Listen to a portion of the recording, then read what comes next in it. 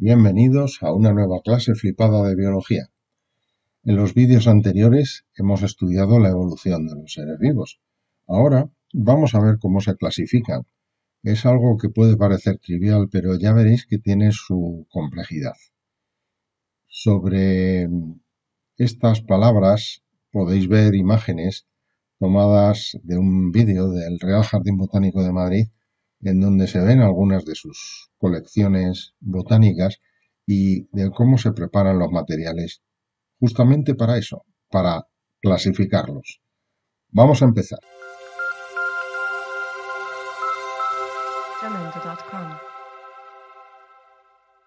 Bueno, hoy vamos a comenzar el vídeo hablando de libros.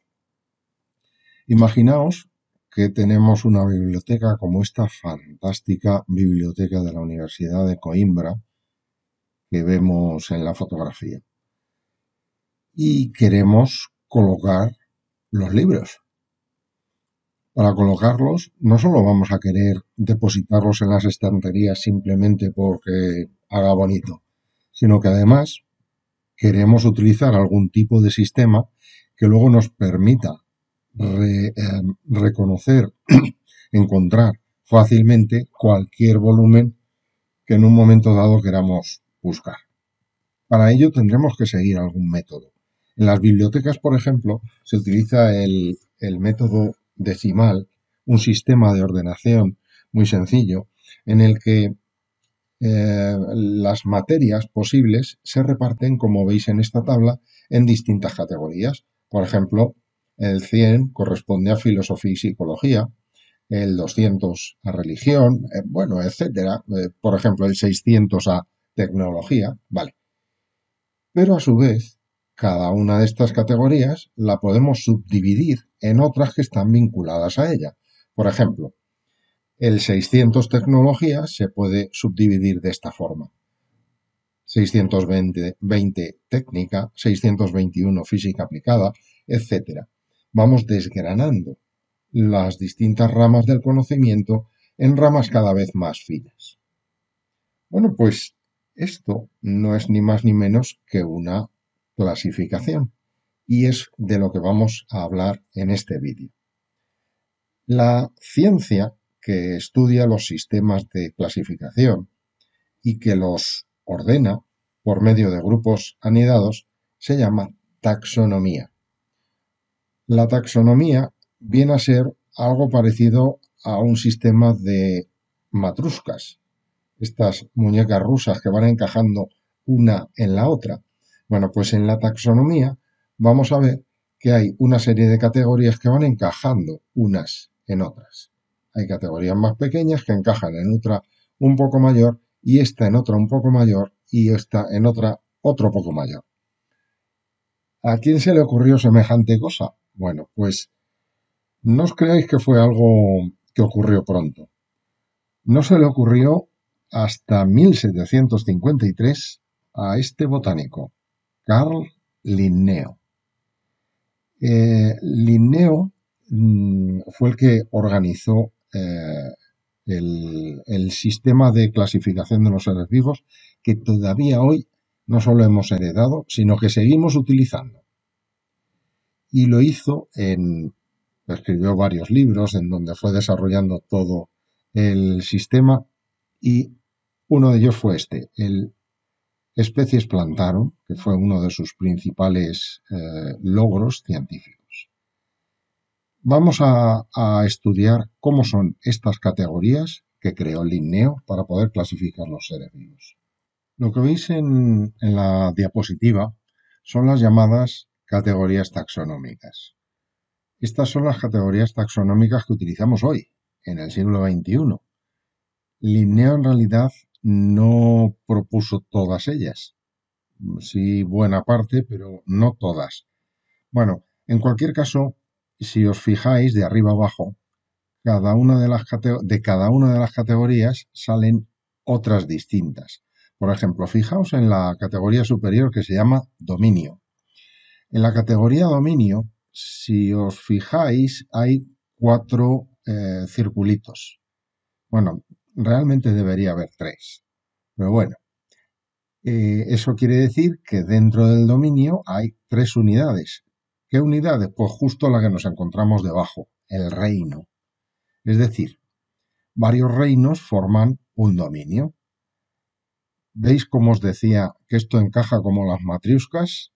Los reinos encajan dentro de los dominios. Claro, a medida que bajamos hacia categorías más detalladas, hacia abajo, el número aumenta. Por ejemplo, dominios solo hay 3. Sin embargo, reinos, aunque no está muy claro porque todavía se está removiendo mucho esto, vosotros habéis estudiado 5 en la ESO. Sin embargo, este año vamos a estudiar 7. En cualquier caso, de 3 pasamos a 7. Los reinos, a su vez, se subdividen en otra categoría que se puede llamar filo o división. ¿Por qué 2 nombres alternativos? Bueno, pues por cuestiones históricas. El término filo se utilizaba para todo aquello que se incluía originalmente en el reino animal, es decir, lo que ahora llamamos los protozoos y los animales, o metazoos.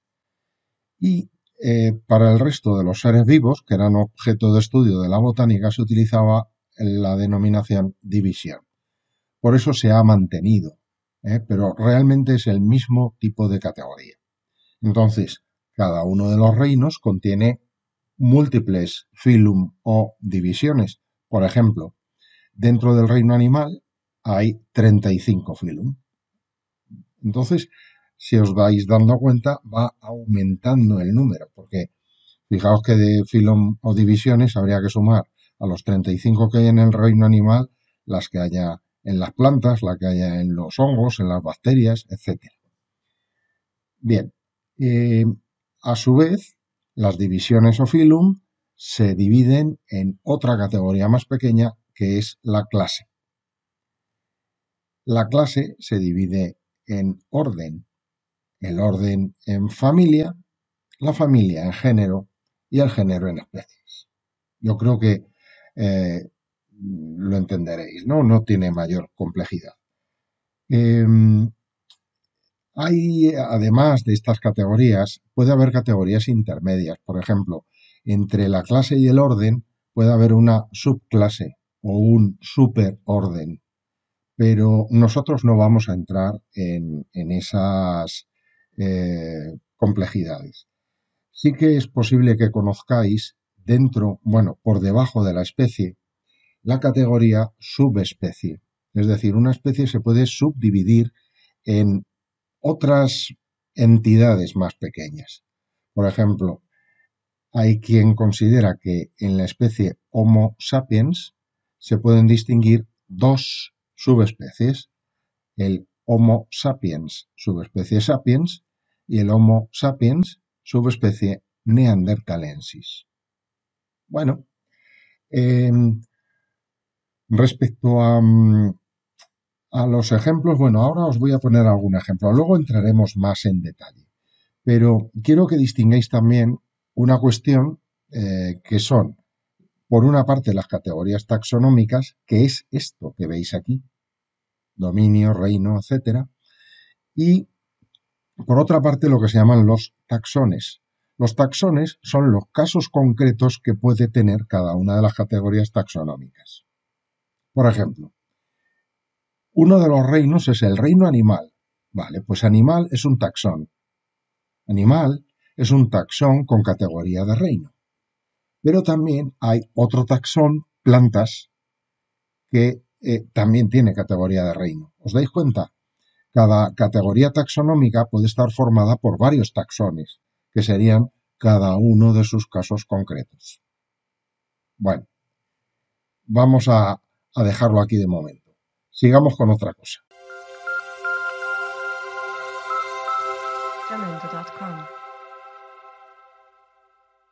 Bueno, de todas las categorías taxonómicas, hay una que es, digamos, la categoría clave. Es la base de todo el sistema. Y es la categoría de especie. La especie viene a ser como la unidad de este sistema de clasificación. Y todo lo demás es como si fueran múltiplos de esta clave. Bueno, pues para que todo esto funcione bien hay que tener claro qué es la especie. Y eso es algo que, que ha costado mucho dar una definición de especie, porque todos tenemos intuitivamente la sensación de que una especie está formada por todos los individuos de cierto tipo de ser vivo que tienen características comunes y que tienen un parecido morfológico muy parecido, ¿no? Eh, Sin embargo, esa definición no nos vale desde el punto de vista biológico, porque a esta especie que estábamos viendo en la fotografía, pues la podemos distinguir de esta otra, pero no sería fácil delimitarlas. Hay que tener criterios más objetivos. Bueno, no voy a marear mucho la perdiz porque se han dado muchísimas definiciones de especie. Nos vamos a quedar directamente con una bastante antigua, por cierto, de 1940, y que la propuso Mer, este zoólogo que veis en la fotografía.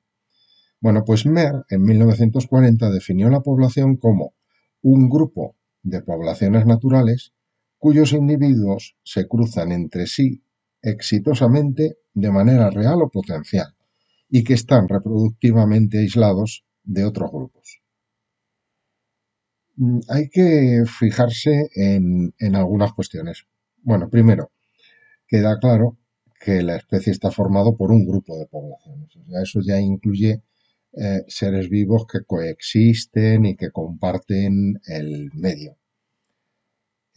Pero la clave está en que se cruzan entre sí exitosamente. Es decir, se cruzan entre sí quiere decir que se pueden reproducir, pero que sea exitosamente implica que la descendencia sea fértil, porque ahí quedan excluidos aquellos individuos como las mulas, que son el resultado de la hibridación de dos especies distintas.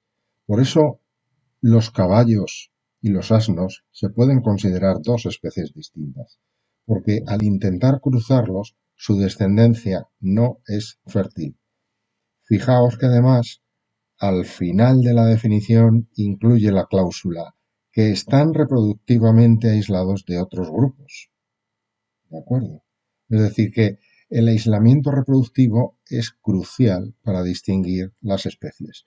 Respecto a la coletilla que pone de manera real o potencial, quiere decir que hay casos en los que realmente dos individuos no pueden cruzarse. Por ejemplo, un perro que viva en Australia seguramente no se va a poder cruzar con un perro que viva en España, realmente. Pero potencialmente sí. Si se pudiera eliminar la barrera geográfica que los separa, seguramente no habría ningún problema en que se reprodujeran y su descendencia fuera fértil. Bueno, pues este es el concepto de especie que tenéis que tener claro. Vamos a aplicar el concepto de especie a este caso. Bueno, fijaos en estas tres fotografías. Si os dejo pensar un rato, seguramente yo creo que vais a pensar o me vais a decir que son tres especies distintas. Bueno, en realidad se trata de una sola especie. La especie se llama salamandra salamandra. Es la salamandra común. Ahora bien, en esta especie se pueden distinguir varias subespecies, de las cuales estas son tres. Eh, la que veis aquí con un patrón, digamos, de manchas negras y amarillas, las manchas amarillas irregulares, corresponde a la subespecie Giglioli, que vive en los Apeninos, en Italia. Esta otra, que tiene un color predominantemente negro, con algunas manchas dispersas de color amarillo clarito, es la subespecie galaica, propia de Portugal. Y por último, esta otra subespecie que tiene un patrón de manchas en forma de líneas negras y amarillas o anaranjadas, es la subespecie terrestris que se extiende por Francia y por Alemania. Insisto que hay otras subespecies. Bueno, pues eh, morfológicamente podríamos pensar que son especies y de hecho fueron descritas como especies, pero cuando se comprueba que no hay un aislamiento reproductivo, entonces hay que optar por incluirlas todas ellas en la misma especie y para reconocer, digamos, la significación del patrón morfológico característico de cada una de ellas, lo mejor es crear un taxón diferente con categoría de subespecie.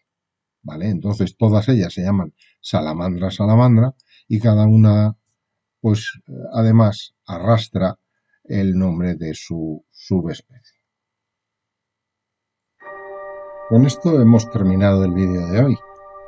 Para despedirlo os dejo con estas bonitas imágenes de una salamandra en vivo directamente desde Cantabria. Espero que hayáis disfrutado el vídeo y sobre todo, como siempre, que os haya resultado útil. Hasta la próxima clase flipada de biología.